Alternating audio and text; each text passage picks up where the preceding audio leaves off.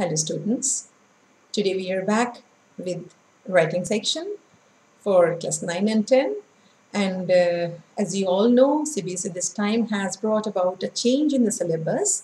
CBSE has deleted the rearrangement of jumbled words totally, and also CBSE has deleted the story writing part, and instead of story writing part CBSE has included analytical paragraph writing based on certain cues given either in the form of maps or charts or pie charts or tables or anything, any kind of visual and verbal inputs that will be given to you.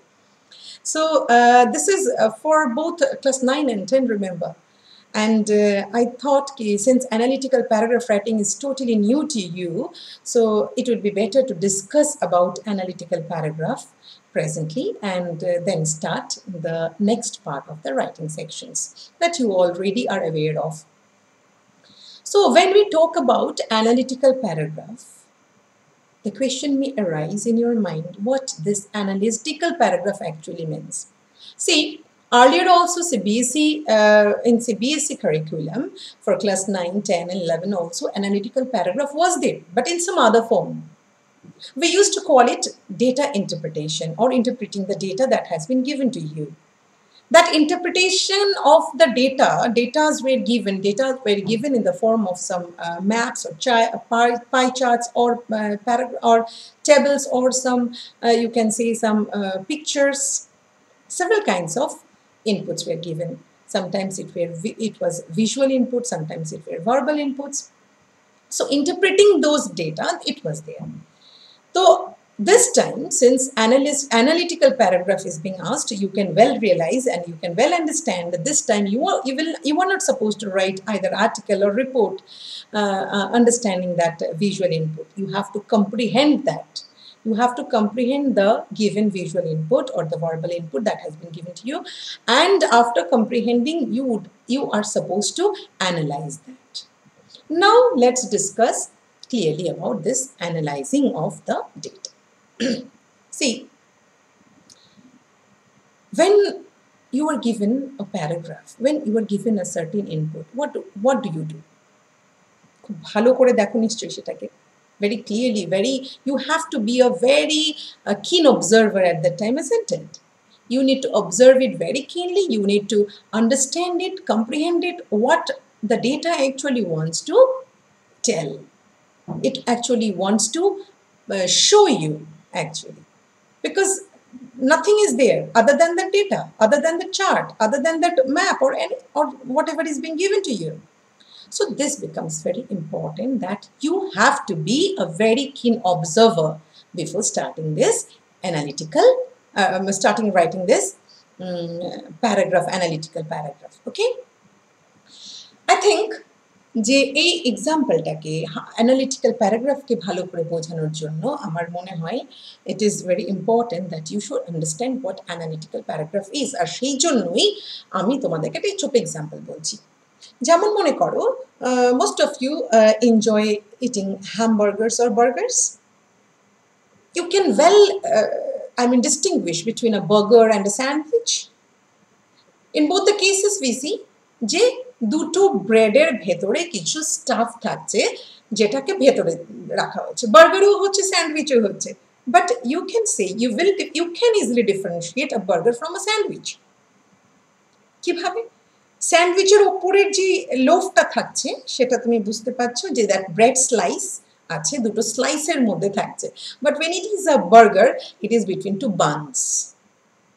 ঠিক তো, দুটো বান থাকছে বার্গারের ক্ষেত্রে, একটা হচ্ছে top bun, একটা হচ্ছে bottom bun, and in between some food stuff সেটাকে ভেতরে ঢুকিয়ে দেওয়া হচ্ছে পরপর করে, লেয়ার করে। That is a burger. Sandwich যখন করছি দুটো ব্রেড স্লাইসের মধ্যে বিভিন্ন রকমের ফুড স্টাফ দিয়ে আমরা সেটাকে চেপে দিচ্ছি, ওটাকে স্যান্ডউইচ বানাচ্ছি। নাও ইউ সি, যদি তোমাকে দুটো রাখা হয়, দুটো যদি একটা স্যান্ডউইচ আর একটা বার্গার রাখা হয়, তুমি কিন্তু ওপরটা দেখে বুঝে যাবে that yes it's a burger and it's a sandwich. কারণ বার্গার যখন দেখছো বান ইজ দেয়ার, টপ বানটাকে দেখে তুমি বুঝে যাচ্ছ না what is going to be. যখন স্যান্ডউইচের যখন টপ স্লাইসটাকে দেখছো, you also understand again there also in that case also you realize what is going to be that it's not a burger, it's a sandwich and it's a burger. So this is very important. এই জায়গাটাকে, বিষয়টাকে ভালো করে বোঝো। এবারে তুমি যখন বার্গারের টপ বানটাকে দেখে বুঝে যাচ্ছ, what is going to be? Similarly, তার মানে কি হচ্ছে, এটা একটা তোমাকে ইন্ট্রোডিউস করাচ্ছে with the food item that you are holding in your hand. স্যান্ডউইচের যে ফার্স্ট স্লাইসটা থেকে বুঝে যাচ্ছ, you understand that yes, it's going to be a sandwich. ঠিক? তো এখন যেটা আমি বলতে চাইছি, এবার বার্গার, এবার নাও I am having that burger in my hand. Top বানটাকে যখন আমি দেখছি, দেখে বুঝলাম yes, it is going to be a very delicious item for me. তারপর কি হচ্ছে, তারপর তুমি ধীরে ধীরে দেখছো কি কি আছে, বলছে টপ বানের নিচে আছে বিভিন্ন স্লাইসেস আছে, কি কি আছে, একটা লেটুস লিফ আছে, একটা চিজ স্লাইস আছে, একটা বিভিন্ন ডিফারেন্ট টাইপের আইটেমস ওয়ে দেয়ার। ঠিক আছে, তো পরপর করে কি কি আছে সেটাকে তোমাকে বলতে হবে যে টপ বানের নিচে এটা আছে, one item, second item, third item, fourth item আছে। ঠিক আছে, তার মানে কি করলে তুমি, তুমি টোটাল বার্গারটাকে বলছো what the burger is about here, how would it taste, কি কিসের উপরে ডিপেন্ড করবে, কি কি ভেতরে দেয়া আছে, টপ বান অ্যান্ড বটম বানের ভেতরে কি কি আছে সেটার উপরেই how the burger is going to test সেটা বোঝাবে, whether it would be cheesy or like that, whether it would be sweetened or somewhat sour taste would be there, or some spicy, whatever it is, it would depend on the food stuff that is there inside the two buns, inside the top bun and the bottom bun. Hope it is clear to you. Now তাহলে আমি কি বললাম, প্রথম যে top বানটাকে দেখে আমি বুঝে গেলাম what it is going to be, it is going to be a burger. নাও বার্গারটা কেমন হবে এবার ভালো করে বোঝা, এটাকে ডেসক্রাইব করি। যখন একটা মানুষকে আমি দেখছি, কাউকে দেখছি, প্রথমে দেখে বলি কেমন, স্কুলে গেছি আমরা, সাপোজ গেলাম একটা স্কুলে যখন যাচ্ছ, স্কুলে যখন নতুন একটা জায়গায় গেলে, নতুন একটা স্কুলে গেলে, বা তোমার ক্লাসে একটা নতুন বন্ধু আসলো, একটা ছোট একটা ছেলে বা একটা মেয়ে তোমাদের ক্লাসেই পড়ে, সে একটা স্কুল ইউনিফর্মে আসলো, যে ইউনিফর্ম পরে তুমি স্কুলে আছো, সেই ইউনিফর্ম পরে সেও স্কুলে ঢুকলো, তুমি দেখে কি বলবে, এ আমাদের স্কুলেরই স্টুডেন্ট। বুঝে গেলে তুমি, প্রথম স্টেটমেন্ট তুমি বুঝে গেলে that he is a student of this institution. এবার to know him better, you have to be very close to him. Then you start describing that person, whether that person is a very মানে সেই ছেলেটি হোক বা মেয়েটি হোক, খুব helping বা খুব কাইন্ড বা খুব সফট অ্যাট হার্ট, ভেরি নটি, অনেক রকমের হতে পারে, অনেক রকমের ট্রেটস থাকে, অনেক রকমের characteristic traits we understand, we feel people have.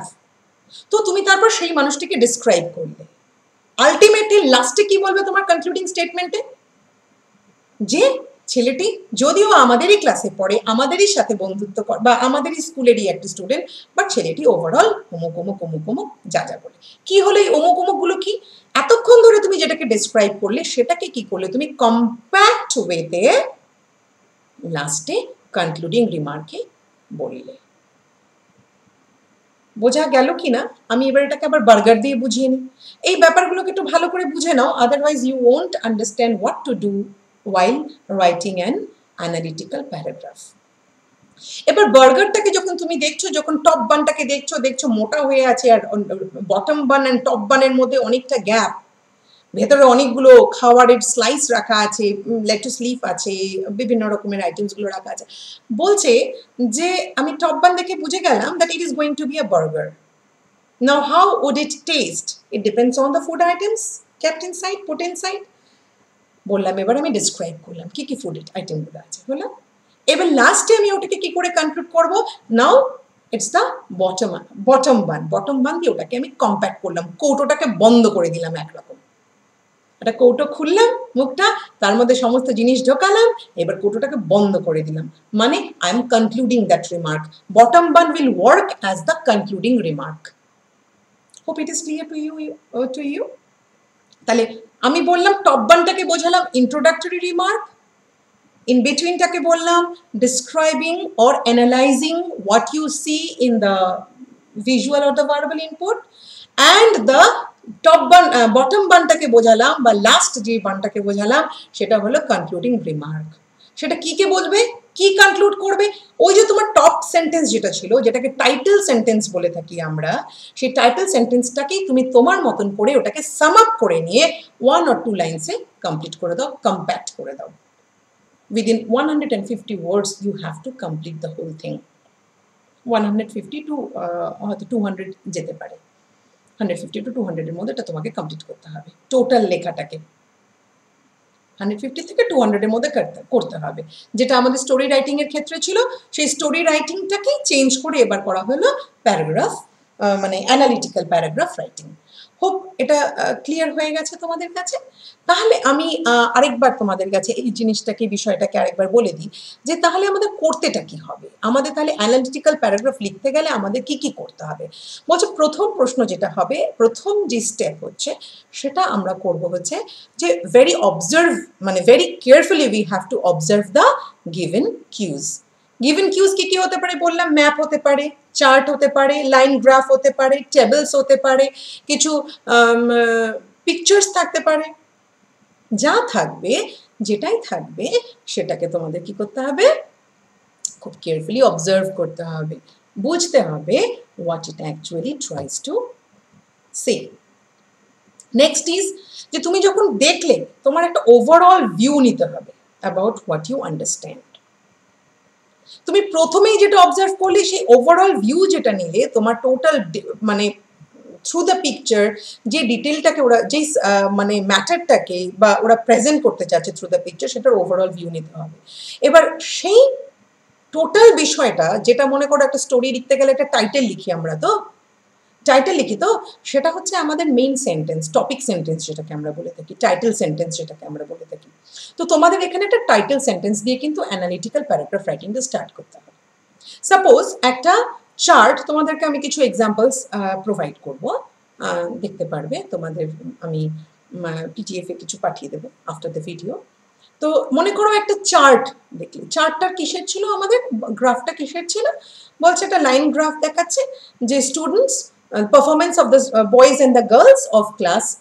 10 or class 9 of Techno India Group Public School Cooch Behar কোন কবে থেকে কবে অবধি বলছে লাস্ট 5 ইয়ার্সের একটা পারফরমেন্স একটা গ্রাফ আমাদের বানিয়েছে এবার যখন পারফরমেন্স গ্রাফটা বানানো হলো তখন তোমাকে সেটার উপরে লিখতে হবে যে the line graph actually ডেপিক্টস the performance of the students শুরুটা কিন্তু এইভাবে হবে The line graph depicts the performance of the students of both boys and girls of Techno India Group Public School in cases of class 9 or class 10 for the last 5 years from 2015 from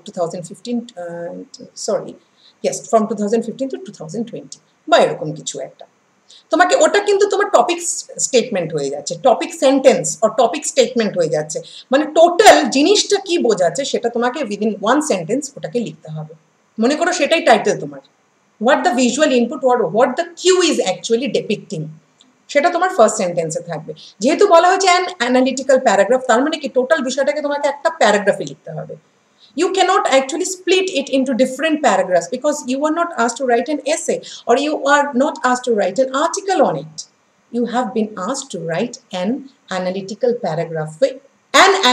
paragraph that is it should be only one paragraph clear so since it is an analytical paragraph then in the first statement what would you write what you understand what you see and what you comprehend from the given input clear that is you have to talk about what has been asked here what has been showed here in the verbal or the visual input whatever is being given next part is you start describing now তাহলে first statement আমি কি বললাম the line graph depicts the performance of the boys and the girls of class 10 or class 9 of Techno India Group Public School Kuchbihar for the last 5 years from 2014 to 2019 মনে করো গ্রাফটা সেটাই বোঝাচ্ছে ঠিক আছে তারপরে বলতে হবে in the year it is seen that in the year 2014 the performance of the boys were better than the girls again in the but আমি কি বলতে চাইছি ঠিক এইভাবে মানে তুমি যেটা দেখছো সেটাকে তুমি তখন ভালো করে বলতে হবে যেটা দেখছো সেটাকে ইলাস্ট্রেট করতে হবে অ্যানালাইজ করতে হবে এবার আমি কিন্তু বলেছিলাম this is not explanation explain করে বেশি কিছু বলবো না perhaps the reason was this and that অত কিছু বলবো না আমি just what you see you have to tell that You have to write that in your own words. Okay, তাহলে ফার্স্ট যেটা স্টেটমেন্ট হচ্ছে সেটাকে বলছি আমরা টপিক স্টেটমেন্ট বা টপিক সেন্টেন্স। সেই টাইটেল সেন্টেন্সটা সেটা দেখাবে ভিজুয়াল ইনপুটে বা আমাদের যে কিউজটা দেওয়া আছে কিউজটাকে তোমাকে বোঝাতে হবে যে ফার্স্ট স্টেটমেন্টটাতে কি বলা আছে, সেটাই তোমার ফার্স্ট স্টেটমেন্ট হবে। ফার্স্ট স্টেটমেন্টটা বললাম it will act as the top bun. First স্টেটমেন্টটা কিন্তু বুঝিয়ে দেবে যে তোমার টোটাল প্যারাগ্রাফটার মধ্যে কি আছে, যেমন টপ বানটা দেখেই বুঝে যাচ্ছে দ্যাট ইটস আ বার্গার। ঠিক আছে, তো ঠিক একই রকম ভাবে আমার ফার্স্ট যে সেন্টেন্স আছে সেটা আমাদেরকে বুঝিয়ে দেবে now what you are going to do. Next চলছে, আমি কিন্তু স্প্লিট করব না, প্যারাগ্রাফ চেঞ্জ করব না, ওখানেই সেকেন্ড স্টেটমেন্ট সেকেন্ড লাইনটা শুরু হবে যে তোমার ডেসক্রিপশনটা তুমি দেবে ওখানে হোয়াট ইউ সি। এই যে তুমি যে কথাটা বললে ইট টক্স অ্যাবাউট দিস, তো now you have to analyze that why you consider that the whole paragraph, the whole graph or the cue that has been given to you depicts this. তুমি কেন এই কথাটা বললে যে এই গ্রাফটা এটা ডেপিক্ট করছে বা এই পাই চার্টটা দেওয়া আছে, পাই চার্টটা এই ব্যাপারটাকে বলতে চাইছে, তুমি তো বললে। এবার প্রশ্ন আসছে কেন তুমি বলছো। প্রথমটা আসলো হোয়াট ইউ সি, তারপরটা আসলো ওয়াই ইউ সে সো। এই ওয়াইটাই হচ্ছে কিন্তু অ্যানালাইজ করা, তোমার পয়েন্ট অফ ভিউটাকে অ্যানালাইজ করছো তুমি।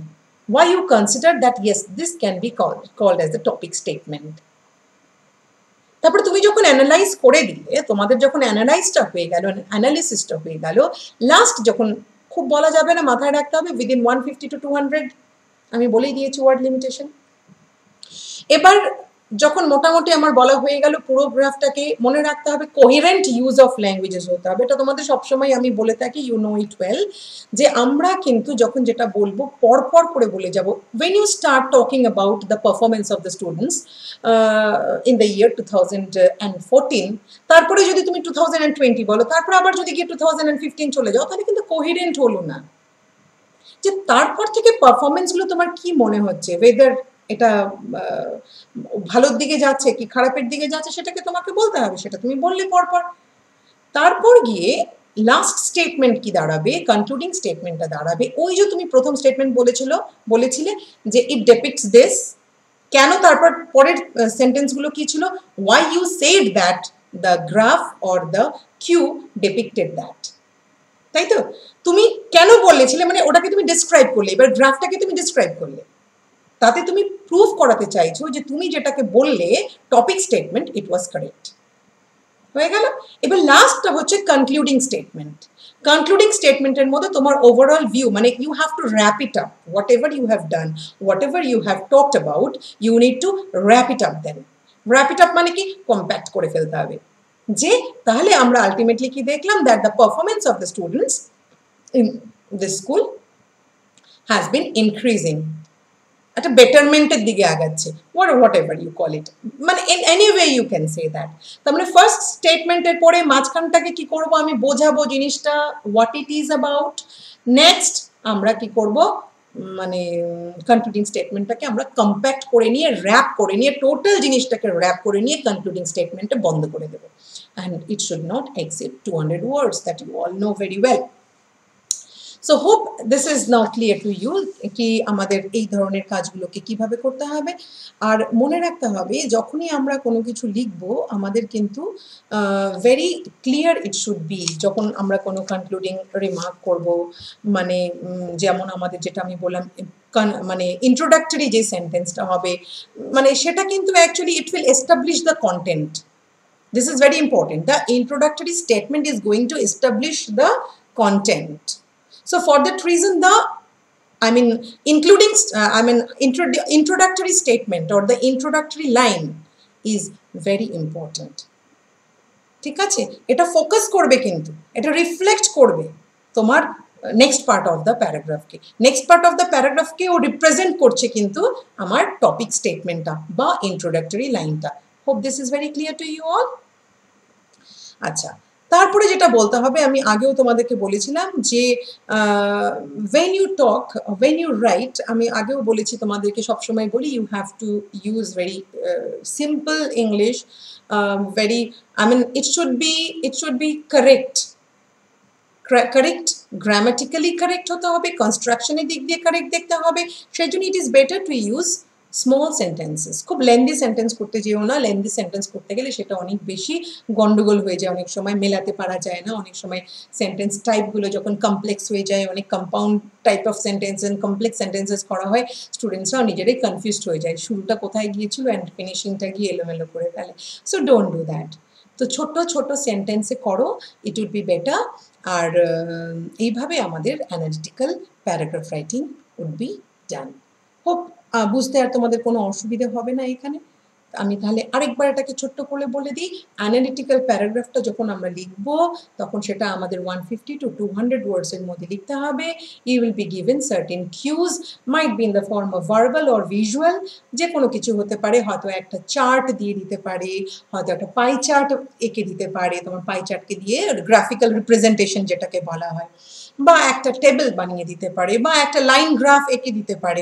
সেটার মধ্যে তোমাকে বুঝতে হবে লাইন গ্রাফটা কি বোঝাতে চাইছে, তোমরা খুব ভালো করে জানো এটা গ্রাফিক্যাল রিপ্রেজেন্টেশন, ডেটাটা দেওয়া হয়েছে, ডেটাকে তোমার বুঝতে হবে ওরা কি বোঝাতে চাইছে, ঠিক আছে? এবার এটাকে তোমাকে paragraph, in the form of a paragraph you will have to write. যখন তুমি স্টার্ট করবে, তোমার যে টপিক স্টেটমেন্টটা থাকবে, মানে ফার্স্ট লাইন যেটা থাকবে প্যারাগ্রাফের মধ্যে, আমি কিন্তু বলেছি অ্যান অ্যানালিটিক্যাল প্যারাগ্রাফ, তার মানে এটা কিন্তু just in the form of paragraph you will have to write. এটা নয় যে আমি তোমাদেরকে বললাম ইন্ট্রোডাক্টরি স্টেটমেন্ট, আমি বললাম একটা বডি ম্যাটারটা যেটা হবে, আবার কনক্লুডিং স্টেটমেন্ট যে তিনটে প্যারাগ্রাফে স্প্লিট করবো, তা কিন্তু নয়, because it is an analytical paragraph, একটা প্যারাগ্রাফ হবে কিন্তু, প্যারাগ্রাফস বলা হয়নি। ক্লিয়ার রাখো মাথার মধ্যে। অ্যানালিটিক্যাল এসেও হয়, অ্যানালিটিক্যাল এসে যদি বলতাম তাহলে সেভারাল প্যারাগ্রাফস হতো, but it is an analytical paragraph, just in a paragraph you will have to write the whole thing. Okay, তো এই অ্যানালিটিক্যাল প্যারাগ্রাফের মধ্যে আমরা কি করব, আমরা ফার্স্ট যে পার্টটা আছে, তাহলে ফার্স্ট স্টেটমেন্ট যেটাকে বলবো আমরা টাইটেল স্টেটমেন্ট, সেটা থাকবে it will depict the whole thing that is conferred, the whole idea that is conferred through the cue given to you, through the hint or through the charts that has been given to you.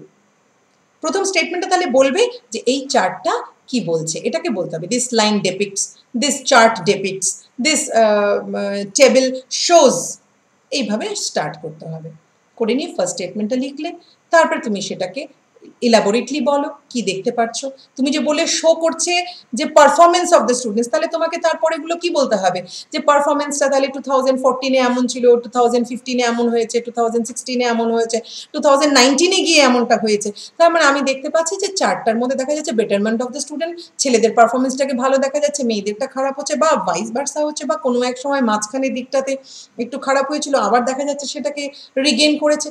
আমি তো performance of the students বলেছিলাম, তাই তো introductory স্টেটমেন্টে। তাহলে পারফরমেন্সটাকে নিয়ে আলোচনা করবো আমি বডি পার্টে, যেমন বলেছিলাম টপ বানটা বুঝিয়েছিল what it is going to be, that it is going to be a burger. তারপরে বার্গারটা কেমন টেস্ট করবে, তখন আমি বোঝাচ্ছি কি কি ফুড স্টাফগুলো স্লাইসের মতন করে ভিতরে একের পর এক লেয়ারের ফর্মে রাখা হয়েছে, তাহলে কি বুঝবো আমি, how it is going to test. ঠিক একই রকমভাবে আমি পারফরমেন্সের কথা বলেছিলাম ফার্স্ট স্টেটমেন্টে, তাহলে তারপরের ম্যাটারগুলো কি হবে, যে কি কি কোন কোন ইয়ারে কার কার পারফরমেন্স, বা ছেলেদের বা মেয়েদের, বয়েজ আর গার্লস, বা কার কার পারফরমেন্সটা কেমন হয়েছে, সেটাকে আমার ডিটেইলড বলতে হবে, অ্যানালাইজ করতে হবে চার্টটাকে, তবেই বুঝবো যে হ্যাঁ the whole chart is about the performance of the students. হয়ে গেল। লাস্টটা যখন আমি বলছি, লাস্ট স্টেটমেন্টটা বলা হবে, তাহলে আমরা দেখতে পারলাম যে performance of the girls or the boys, মানে যেটা তুমি লাস্টে পেলে ওপিনিয়নটা, যে পারফরমেন্স অফ দ্য গার্লস বলা হচ্ছে যে বেটার দ্যান দ্য বয়েজ, বা performance of the boys are better than the girls, যেটাই আমি পেলাম আর কি এখানে। হ্যাঁ, মানে গ্র্যাজুয়ালি এটা বেটারের দিকে যাচ্ছে, বা দেখা গেল মাঝখানে একটুখানি ড্রপ হয়ে যাওয়ার পরে আবার সেটার ভালোর দিকে এগিয়ে গেছে। Whatever you see, whatever you find, whatever you understand from that graph, you have to conclude it. মানে কি আমি বললাম, র্যাপ আপ করতে হবে সবগুলোকে, একদম কম্প্যাক্ট করে জমিয়ে একদম কি করতে হবে, লাস্ট স্টেটমেন্টটাকে কনক্লুডিং স্টেটমেন্টে রাখতে হবে, তাহলে আমাদের অ্যানালিটিক্যাল প্যারাগ্রাফটা কমপ্লিট হয়ে যাবে। আমি এই ভিডিওটাও করলাম, এবং এরপরে আমি একটা ছোট্ট কিছু guidelines for writing composition based on this visual stimuli আমি প্রোভাইড করছি তোমাদের হোয়াটসঅ্যাপ গ্রুপে। Hope you will get it and you will understand it, you just go through it, and after that আমি কিছু পিডিএফস তোমাদেরকে দিয়ে দিচ্ছি, তোমাদের গ্রুপে গ্রুপে আমি প্রোভাইড করে দেবো, যে কিছু সেখানে পড়লে তোমরা বুঝে যাবে how the visual or the verbal inputs or the cues are being interpreted. কয়েকটা তোমরা পড়ে নেবে for your study, and when you understand it clearly, you just let me know, and then I shall be providing you certain exercises. Okay, bye, see you later.